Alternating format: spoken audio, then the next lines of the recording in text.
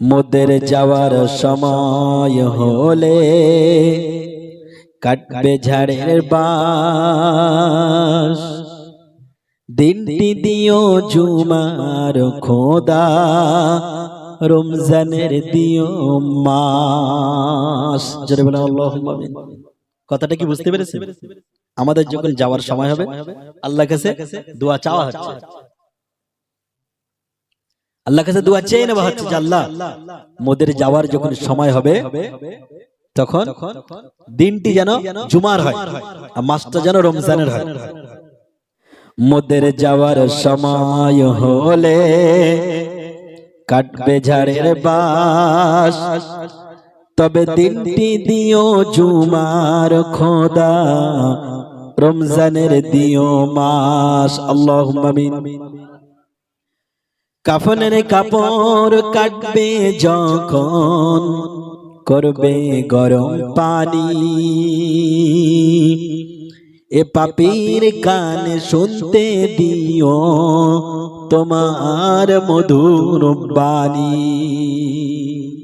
কাফনের কাপড় যখন কাটবে, কেউ কাফনের কাপড় কাটবে, কেউ বড়ই পাতা দিয়ে পানি গরম করবে, আবার কেউ পাশে বসে গিয়ে কোরআনুল কারীম তেলাওয়াত করবে। আবার গ্রামে দেখবেন এমন কিছু হতভাগ্য মারা যায়, তাদের পাশে বসে বসে কোরআনুল কারীম তেলাওয়াত করার মতো কেউ থাকে না। যারা বলে ঠিক না, সারা জীবন ইসলাম বিরোধী করেছে, নামাজ পড়েনি, রোজা করেনি, সে মরে গিয়েছে, তার পাশে বসে যে কোরআন পড়বে সেরকম মানুষ কেউ নাই। এইজন্য আল্লাহর কাছে চাওয়া হচ্ছে কাফনের কাপড় কাটবে যখন করবে গরম পানি, এ পাপীর কানে শুনতে দিও তোমার মধুর বাণী। পরের হাতে হবে গোসল, এ হাত সেদিন চলবে না, সবাই বলবে এনার কথা, শুধু ইনি কথা বলবে না। সেদিন পরের হাতে গোসল হবে, নিজের হাত চলবে না। সবাই বলবে সভাপতি সাহেব এমন ছিল, ইমাম সাহেব এমন ছিল, বক্তা সাহেব এমন ছিল, হাজী সাহেব এমন ছিল, কিন্তু হাজী সাহেব সেদিন কোনো কথা বলবে না। পরের হাতে হবে গোসল, এ হাত সেদিন চলবে না, সবাই বলবে আমার কথা, শুধু আমি কথা বলবো না। যেতে হবে ফিরে খোদা, শুনেছি বারে বার, ফিরে যেন আসতে পারি হয়ে রোজাদার। জোরে আল্লাহুম্মা আমিন। সেহরি করাইয়ে দিও খোদা এই শখের দুনিয়ায়, আর ইফতারি করাইও তুমি আরশের তলায়। প্রিয় ভাইরা, বান্দা রোজা অবস্থায় যদি ইন্তেকাল করে, আল্লাহ যদি খুশি হয়ে কাল কিয়ামতের ময়দানে আরশের তলায় যদি তার ইফতারটা করায়, এর থেকে সৌভাগ্য আর কিছু কি হবে? আল্লাহ বলেন যারা রোজা রাখে তাদের জন্য দুইটি খুশি। কয়টা বললাম? লিসাইমি ফারহাতানি, একজন রোজাদারের জন্য দুইটি খুশি। কয়টা? দুইটি। এক নাম্বার হলো ইনদা ফিতরিহি, যখন রোজাদার ইফতার করে। একজন ব্যক্তি সারা দিন রোজা রাখলো, সে ইফতারের সময় যে খুশি অনুভব করে, আর একজন ব্যক্তি সারা দিন রোজা রাখলো না, সে কি একই খুশি অনুভব করতে পারবে? অনেক মানুষ আবার এমন বলে যে রোজা না রেখে গুনাহ করেছি, ইফতার না খেয়ে কি কাফের হবো নাকি? তারা ইফতারেও যায়, কিন্তু তারা ইফতারে যাক অসুবিধা নেই, কিন্তু ইফতার খেয়ে কোনো মজা, ঘাস খাওয়ার মতো টেস্ট পায়। যেটা বলে ঠিক না? তারপরে আর একটা খুশি কখন? যখন ওই বান্দাগুলি তার রবের সাথে দেখা করবে, তখন আর একটা খুশি অনুভব হবে।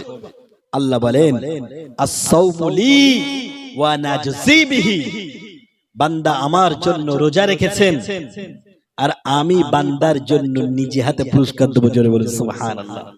এখন এই আস-সাওমু লি, বান্দা আমার জন্য রোজা রেখেছেন। দেখেন আমরা নামাজ কার জন্য রাখি? কার জন্য পড়ি? হজ কার জন্য করি? যাকাত কার জন্য করি? সবই যখন আল্লাহর জন্য। কিন্তু আল্লাহ খাস করে আস-সাওমু লি কেন বললেন? দেখুন, আমরা যত ইবাদত করি, নামাজ পড়ি, তারপরে যাকাত দেই, হজ করি, এগুলোর ভিতরে একটা লৌকিকতার সুযোগ আছে। কিন্তু রোজার ভিতরে কোনো লৌকিকতার সুযোগ এমন কেউ নাই যে রোজা থেকে ঠান্ডা ঘরে বসে দরজা আটকে দিয়ে ফ্রিজের পানি বের করে দরজা আটকে দিয়ে ঠান্ডা পানি খায়, এমন কেউ কি আছে? আর যাই করে এই কাজটা কেউ করে না, কারণ সে জানে দুনিয়ার কেউ দেখছে না, কিন্তু এই বদ্ধ ঘরের ভিতরে যিনি দেখছেন তিনি কে?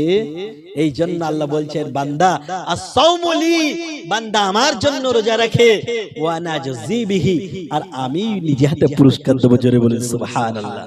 অন্য বর্ণনায় আল্লাহ বলছেন যে শুধু পুরস্কার আমি দেব এমনটি নয়, অন্য রিয়ায়াতে আল্লাহ বলছেন যে আমি নিজে বান্দার জন্য পুরস্কার হয়ে যাব।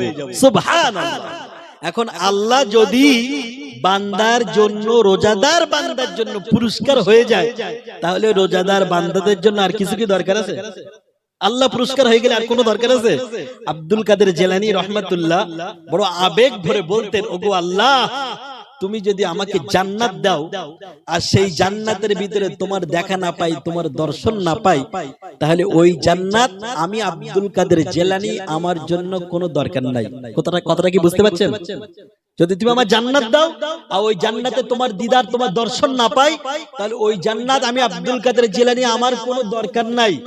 আর যদি আল্লাহ তুমি আমাকে জাহান্নাম দাও, আর ওই জাহান্নামের ভিতরে যদি তোমার দর্শন দাও, আর ওই জাহান্নামের ভিতরে যদি তোমার নূরানি তাজাল্লি আমাকে একটু দেখার সুযোগ দাও, তাহলে ওই জাহান্নাম আমার জন্য আল্লাহ তোমার জান্নাতে পরিণত হয়ে যাবে। জোরে বলুন সুবহানাল্লাহ।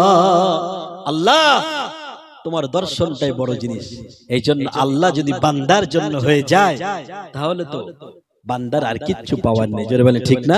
প্রিয় ভাইরা, সামনে রমজান মাস, এই রমজান মাসে আল্লাহ আমাদের গুনাহগুলো মাফ করে বেগুনাহ মাসুম হওয়ার তৌফিক দিক। সবাই বলে আল্লাহুম্মা আমিন।